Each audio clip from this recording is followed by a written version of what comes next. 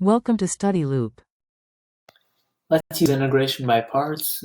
Possibly with the techniques of this section, we may have to do partial fractions after integration by parts, but let's use this as our starting point. Here, it may be easiest to just go ahead and take u to be arctan. We know the derivative of that. 1 over x squared plus 1 dx. dv is x dx. So then v, x squared over 2.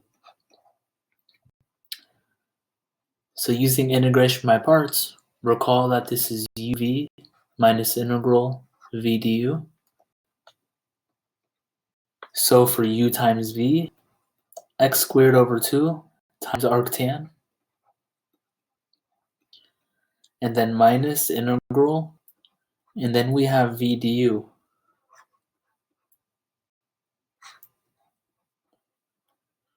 Let's go ahead and pull that 1/2 out of the integral.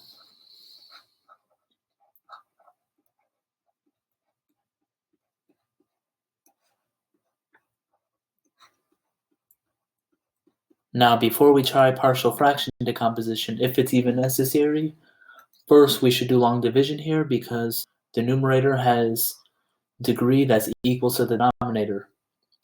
So I'll go to the side to do that.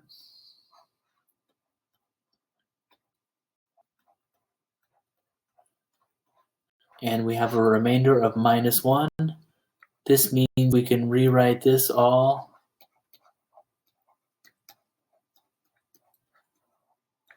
so here we have our quotient, which was 1, and then our remainder was minus 1. So we have minus 1 over x squared plus 1. Now, we know from basically going backwards from du to u, we know that the integral of 1 over x squared plus 1 is arctan. So otherwise, if you had forgotten that fact or didn't see this up here, you could go ahead and do a trig sub if you had to.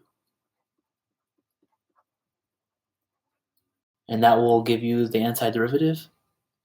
So now let's evaluate x squared over 2 arctan. And then we have minus 1/2, and then x minus arctan of x. We've just evaluated the integral, so don't forget to add that constant of integration c. And then the last step is maybe we can go ahead and just distribute this negative 1/2. So I'll go to the next page to write that. X squared over 2 tan inverse of x. This was our uv term. And then the integral gave us this.